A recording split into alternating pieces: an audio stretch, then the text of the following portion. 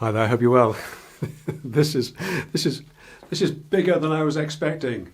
Yes, this is the Sautershop MFS 3202, a positively gigantic shelf-pin jig. I know it's more than just a shelf-pin jig, but that's what most people are going to use it for, I think. It is, of course, part of the 32mm system. If you don't know what that is, if you have ever wondered why your kitchen cabinets are all a funny size, the 32mm system makes sure that those cabinet heights are all divisible by 32. And it's a good system if you need sort of interchangeability. That's why you can take a door off an IKEA kitchen, for example, and fit it onto somebody else's kitchen. For most of us, though, certainly for me as a one-man maker installer, and possibly for you just doing bits and pieces for yourself around your house, it's a little bit overkill, it's a little bit unnecessary. We don't really need to be, marching together towards a brighter future. And when it comes to shelf pin holes, though, for adjustable shelves, well, the 32mm system is the one that you go for, because that's pretty much the only game in town. When I first started knocking out bits of cabinetry and bits of furniture, I used one of these. It's a simple, Perspex acrylic 32mm shelf pin template. After I'd done that for a while, I wanted to sort of step the game up a little bit, and pretty much the only game in town for me at the time was this Festool's LR32 system. Now this was expensive when I bought it. It is near ruinous now. Just this rail alone costs about £120. The full kit with a sled that you put your router in that runs on it, that makes it actually work, is about over 420, 430, something like that. So 550 quid or thereabouts. And that's before you get a router onto it. It will only take, of course, a Festool OF1010 or OF1400, or perhaps if you're lucky like me, you'll be able to pick up an old OF900, which will work with it as well. So you're into a serious amount of money. And I think, to be perfectly honest, when I bought mine, if it was that kind of money, I'd still be using one of these. But that's why I was particularly interested in this one from Sautershop.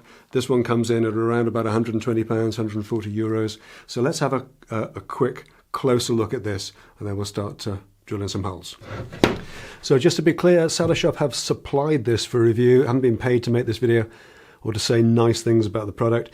Sautershop don't have a formal discount code or anything, but if you are interested in buying one of these at the end of the review, there's a link in the video description to this product page. If you do make a purchase, there's an area where you can leave a comment, just say 10-minute workshop sent me or something like that, and you will receive an extra little goodie bag just to say thank you for coming from this video. I've no idea what's in the goodie bag, because only you guys get that sort of stuff. Us mere mortals don't get any of that. Remember Sautershop perhaps from a previous video a few months back? I looked at the Sautershop Vario bench. Sautershop are a German company. They ship globally, but they make very high quality woodworking and workshop tools, of which this jig is one of them. So this is a big jig, almost 1 meter long and 300mm deep, with 27 sets of fingers to center a 17mm guide bush and drill whatever size hole you want, typically 5mm for shelf pins at 32mm centers.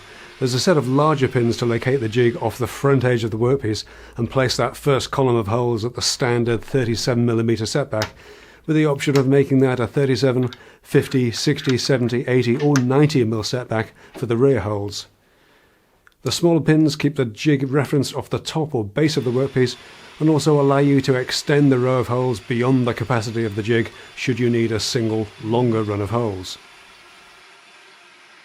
The jig does come with a good printed German manual, and there's a downloadable PDF in English as well, which covers the basics pretty well. This is a busy jig. There are lots going on here that you'd need to sort of really be using it for a little while to try and figure out what you'd want them all for. For example, these 32mm holes, I think, are probably for spacing out drawer slides, drawer runners, as you go up a cabinet. But I don't actually know, to be perfectly honest, but that's what I would imagine they're for. And these two rows of slots, these combs for the guide bush, are actually 96mm apart, so 96mm centers, so still part of the 32mm system. Now, before we start using this to actually drill some shelf pin holes, I do just want to mention one small thing. It does appear to be completely isolated and specific to this one jig that I have, but I did have a slight problem with these little registration pins. The pins themselves are clevis pins, fairly typical.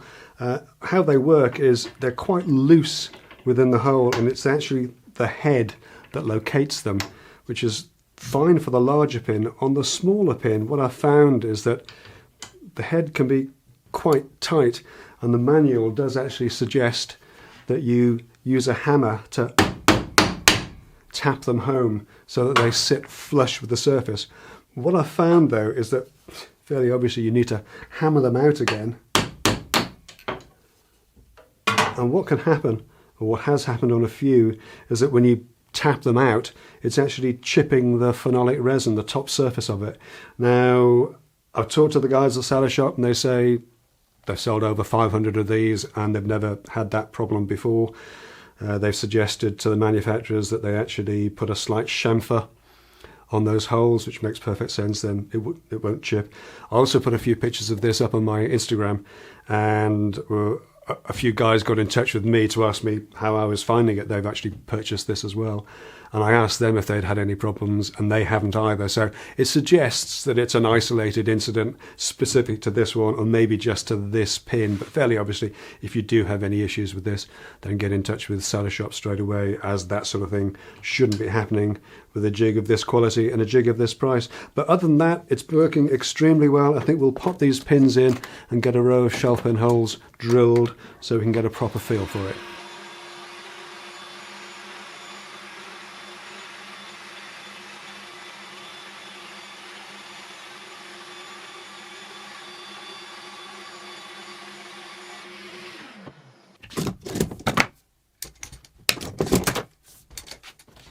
So that's worked out pretty well. I'm pretty happy with that. I do have one slight niggle with this, and that's to do with the size of these reference pins for the edge.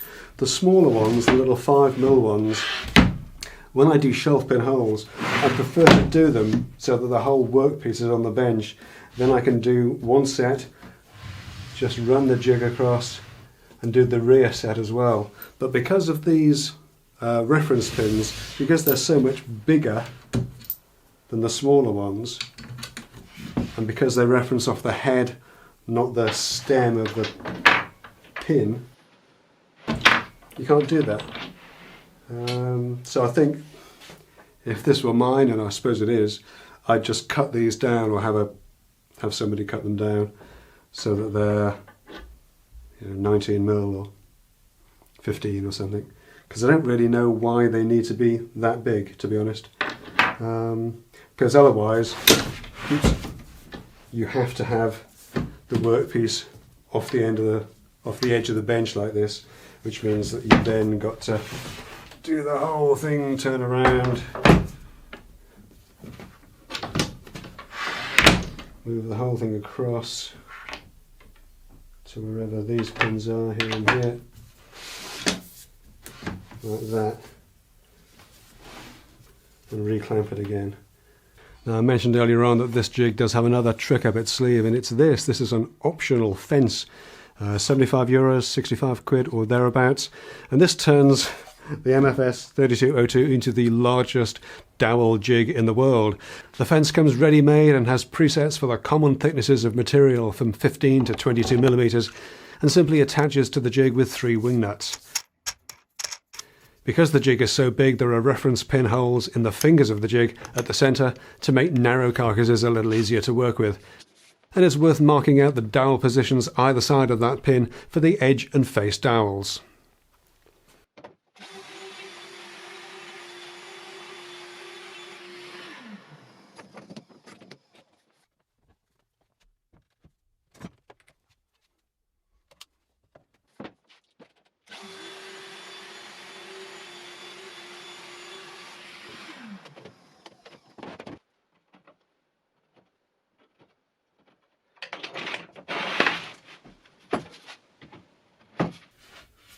So I've got to admit, I was fairly sceptical about this, using something this size on a relatively narrow little carcass like this, but it works very well. The addition of the mid-finger reference pin makes a big difference, and obviously it'll be much easier to use on a bigger carcass, a deeper carcass, like a wardrobe or something like that. So yeah, overall, very impressed with this. The price is pretty good. I think I said £170 or thereabouts. I don't think I've mentioned they do two versions of this. This is the phenolic resin version. It's quite heavy actually, with the fence on. If I can find the way, so I'll flash it up on screen. But they do what they call a multiplex version, which has a black finish to it, and it's a sort of resin covered laminate plywood, I think.